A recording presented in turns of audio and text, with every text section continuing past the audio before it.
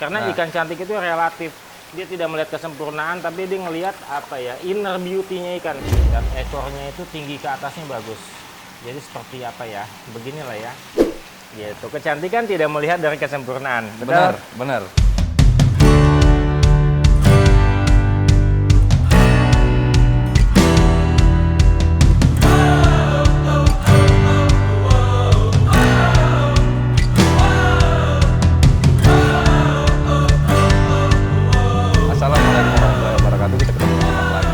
Kali ini gue lagi di RGF, kebetulan kita lagi di farm Mas Koki di sini, dimana Mas Koki di sini udah banyak prestasinya. Mas Koki cakep-cakep di sini. Mungkin bisa lihat nih kolamnya segede gini nih. Isinya semua Mas Koki. Ada berapa banyak kolam di sini dan kita mau ngelihat langsung di sini. Kita mau belajar sih kayak gimana sih tipsnya itu milih ikan itu buat di progres biar ya buat bisa dibilang buat ke kontes sih mungkin ya. Ada biar cem. Ayo kita ketemu orang.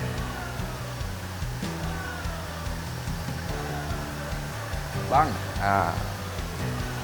Assalamualaikum. Nah, kita lagi ketemu sama Bang Reja nih. Kita mau lihat ikan-ikan itu ada ikan apa aja di sini. Kita di sini ada rancu, ada oranda, ada ryukin, tiga jenis. Kalau untuk favoritnya di sini ada ikan apa? Oranda dong. Oranda. Nah, kita mau lihat nih ikan orandanya mungkin yang memang ya kualitasnya udah high lah. Ada nggak, Bang? Kita sekalian kita mau bandingin nih dengan ikan yang nggak dipakai sama Bang Reja nih. Maksudnya nggak dipakai gimana nih? Yang mungkin ya grade-nya itu di bawah lah. Oh gitu. Supaya kita bisa edukasi juga ke orang itu gimana sih buat ngebedain itu ikan dengan kualitas dengan enggak. Karena yang udah pasti itu kan orang taunya wah ikan sama semua, padahal setiap kualitas itu pasti ada harga. Benar. Kan itu. Iya, masing-masing ikan tuh punya detailing yang beda-beda. Nah, kalau ikan yang bagus-bagus ini sih kita bilang bagus ya. Tapi lebih orang itu lebih suka ikan yang cantik. Karena ikan cantik itu relatif. Dia tidak melihat kesempurnaan, tapi dia ngelihat apa ya, inner beauty-nya ikan. Nah, gitu. Cuman kalau kita bicara yang bagus atau yang standar kontes itu, ikan itu harus yang pertama ini, kepalanya cukup sesuai dengan badannya dia, dan kepalanya itu tidak menutupi mata. Ini mata masih kelihatan, cuman karena di atas saya nggak kelihatan. Lalu bulat badannya itu bagus, ikannya tidak kurus dan tidak kegendutan, proporsi badannya sudah bagus. ini untuk standar kontes nih.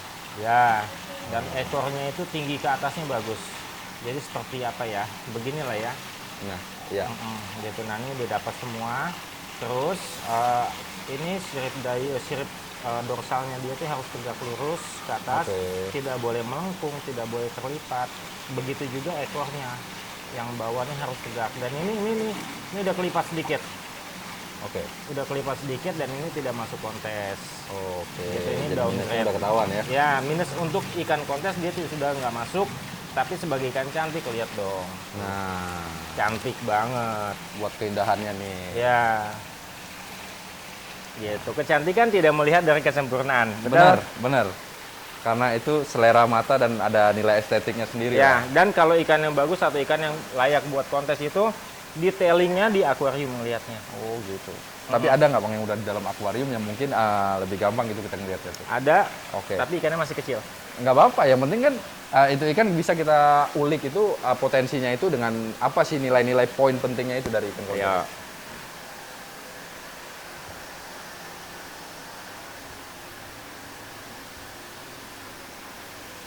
Nah, yang di sini ya. Yuk sini. Nah, ini dia contohnya. Depan mata kita sendiri langsung. Ya, kepalanya ada bagus. Sirip dorsalnya dia, sirip punggungnya dia itu tegak lurus, bagus. Ekor atas bawahnya sudah bagus, tidak ada yang terlipat. Kiri kanannya itu sama. Nggak ada yang, dia ada kadang itu yang sirip ekor atasnya itu satu lebih tinggi dibanding yang sebelahnya, dan itu kita bilang jinjit. Itu nggak masuk kriteria untuk kontes. Berarti balance ya? Betul, balance.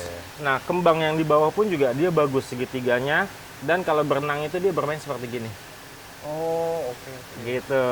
Jadi ada juga yang satu seperti ini, satunya hanya sebelah doang yang main ke dalam, itu kita bilang apa ya, nyendok begitu. Atau ada juga yang berkembang keluar, itu kurang bagus. Terus struktur tulang bone-nya dia juga harus bagus, parabolisnya harus bagus. Karena apa? Dengan parabolis yang bagus, udah pasti gaya berenangnya akan baik. Nggak nanjak ke atas, atau nggak turun, atau nggak melintir-melintir. Begitu, tulangannya harus bagus. Nah, seperti ini kan cantik banget nih. Ini jenisnya Oranda Sakura. Sakura itu untuk ikan yang mempunyai sisik jarang. Seperti ini juga Sakura, dan ini Sakura Calico. Calico itu untuk yang mempunyai 3 warna atau lebih. Disebut Calico. Nah, untuk jenis lain dia kan pasti kan punya penilaian berbeda ya. Kalau contoh kayak jenis rancu, Oranda itu kan pasti kan punya penilaian beda ya. Betul. Nah, untuk Oranda sendiri, untuk Oranda kan seperti tadi nih. Untuk rancunya? Untuk rancu kurang lebih sama. Rancu itu jenis maskoki yang tidak mempunyai sirip punggung. Jadi yang dinilai itu adalah kurva punggungnya dia. Kurva punggungnya. Kurva punggungnya itu garis parabolis harus bagus. Ibaratnya kalau kita panah ya, panah itu kita tarik, dapat busurnya di tengah-tengah. Itu dia rancu seperti itu yang bagus. Mau lihat contohnya? Boleh. Ayo. Nah, ayo kita lihat nih contohnya nih. Ke sana lagi. Oke, siap.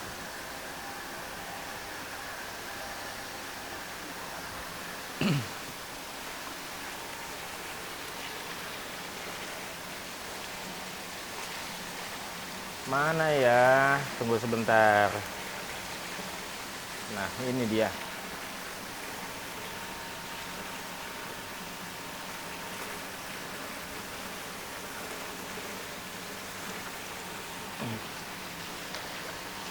Ini jenisnya rancu.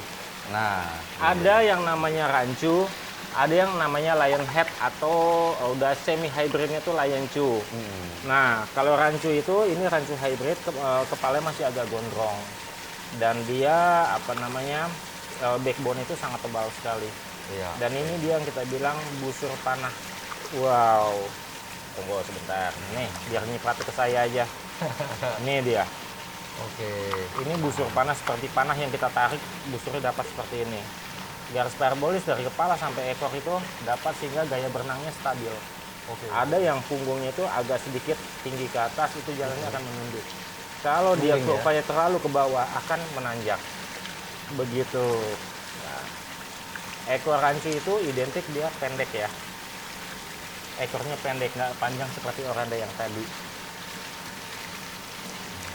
Ini dia rancu. Nah, terus satu lagi ada jenis apa tuh? Ryukin. Ah, Ryukin nih kita lihat nih. Ryukin itu ikan yang cantik, yang berbeda.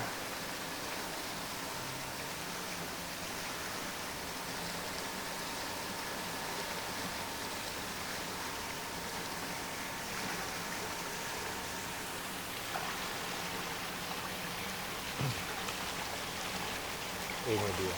Nah, Ganteng nggak? cakep. Cakep ya. Asli. Ryukin itu dia tidak berjambul, kepalanya kecil, runcing. Dari atas kelihatan runcing. Terus dia mempunyai punuk. Punuk yang tinggi dan badan itu bundar banget. Dia perhitungannya apa? Hitungannya sama dengan Oranda, dia punya sirip punggung ya. Jadi ini harus tegak lurus, dia boleh melengkung, nggak boleh kelipat. Kalau ekornya juga sama. Dan apa namanya? Ryukin ini harus mempunyai punuk yang bagus, bundar badan yang bagus. Nggak boleh lonjong. Nah, untuk hitungan punduknya sendiri itu kayak apa nih? Karena hampir sama kayak yang tadi ya, Oranda ya. Cuman ini kan ada berbeda di ujungnya. Ya, betul. Nah, hitungannya sih sebenarnya itu lebih ke apa ya? Sebutannya itu keharmonisannya dia. Bentuk badannya sebesar apa, punggungnya juga nggak harus besar. Kalau ini kan ikan udah 1 tahun lebih ya, jadi ini udah jadi semua, badan udah jadi, punuknya juga udah lebih maksimal. Ada yang kita bilang tuh bahang, punuknya belum besar, tetapi dia akan besar. Nah, untuk bahan itu sih sebaiknya jangan dikontesin dulu. Belum maksimal di saat itu, besarin lagi. Nanti kalau udah besar, udah maksimal, turunin kontes. Biar ada kans untuk menang. Untuk idealnya dia berdasarkan hitungan usia ikan atau size? Enggak. Kalau usia kadang-kadang ikan yang kecil badannya udah jadi. Iya. Tapi memang konsekuensinya pertumbuhan badan akan lebih lambat dibanding badan yang belum jadi. Badan belum jadi dia akan tumbuh besar terus, setelah besar baru jadi badannya. Nah, yang kecil dia udah jadi dari kecil, memang lucu, cantik dari kecil, tapi memang pertumbuhan agak ketinggalan dibanding yang bahan besar. Untuk potensinya dia lebih cepat ya. Betul. Nah, untuk milih bahannya itu berarti potensinya lebih kurang yang kayak tadi ya. Memang udah kelihatan dari bentuk bahan itu, dari bentuk tulang dilihat gitu semua. Yang paling utama itu tulangannya dulu, karena itu standar dia berenang dengan baik atau tidak baik. Kalau struktur parabolisnya dia nggak baik, ya itu udah pasti namanya ikan cantik. Gitu, bukan ikan untuk kategori kontes. Nah, oke, ini dari sekian banyak nih. Mareja sendiri udah berapa banyak prestasi sih ikan Mas Kokinya dari sini? Kita nggak pernah hitung, tapi ya lumayan kita udah diperhitungkan sama orang. Luar biasa. Tapi paling sering juara itu paling banyak itu di kelas apa sih, maksudnya di jenis? Ya di macam-macam jenis, tapi ya itu ganti-gantian. Mungkin kita pernah juara di size baby atau junior, nanti orang lain di size yang lebih atas, atau enggak kita juga juara di size yang jumbo, super jumbo. Itu kan yang paling bergengsi itu di super jumbo ya, karena kalau menang dan menang di antara juara satu di semua kelas akan menjadi grand champion nantinya gitu. Nah, salah satu kalau ikan besar yang diperhitungkan sama lawan lah kalau kita bilang ya. Tapi memang belum pernah sampai grand champion. Kita mau lihat nih ikannya. Besar sekali.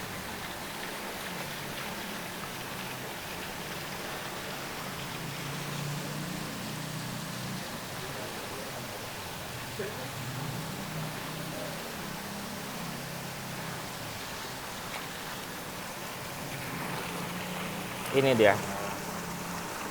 Ini ikannya.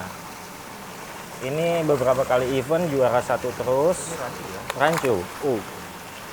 Juara satu terus, tapi memang dia belum pernah mendapatkan grand champion. Tapi itu nggak jadi soal. Yang jelas dia udah bagus di kelasnya dia. Dan artinya pemeliharaan kita itu udah maksimal. Gitu. Tenaganya masih besar loh.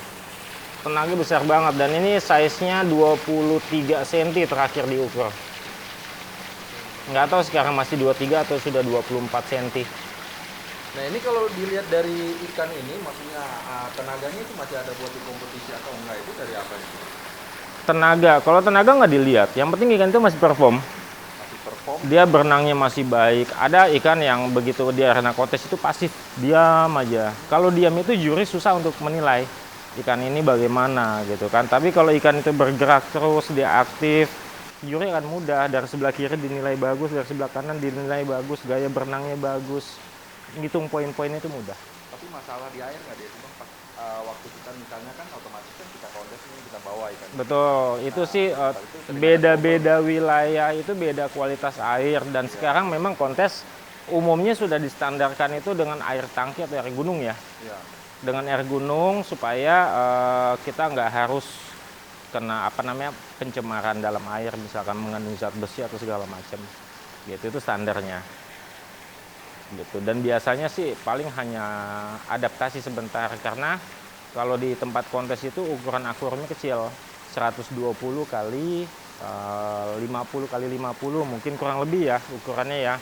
Sedangkan di kolam ini kan 5 meter kali 3 meter gitu. Jadi begitu pindah ke tempat yang kecil dia stres, nanti sejam kemudian mulai adaptasi. Nah, untuk Bang Reza nih, ada nggak Bang tipsnya ini buat misalnya untuk orang mau persiapkan itu ke kontes? Apa ikan ini ada perlakuan khusus? Misalnya katakanlah seminggu sebelum di kontes ya, atau di karantina atau di apa gitu? Enggak ada. Jadi yang pertama sih gini, nikmatin pelihara ikan itu, kasih sayangnya full time ya. Kasih makan yang terbaik, jangan yang jelek, jangan yang asal murah-murahan aja, tapi kasih makan yang paling bagus. 4 sehat 5 sempurna harus dapat. Dan yang utama adalah ikan itu jangan sampai stres. Medianya juga disesuaikan. Kalau akuariumnya kecil atau tanknya kecil, ikannya jangan banyak-banyak, sedikit aja. Itu. Lalu air. Kita memelihara ikan sama dengan memelihara air. Jadi kebersihan airnya harus selalu terjaga. gitu. Dengan air yang bagus, terus apa namanya tanknya juga yang lega, makanan yang sehat, ikan itu pasti akan sehat. Dan untuk siap kontes atau tidaknya itu udah tergantung ikan itu udah perform atau belum untuk kontes saat ini.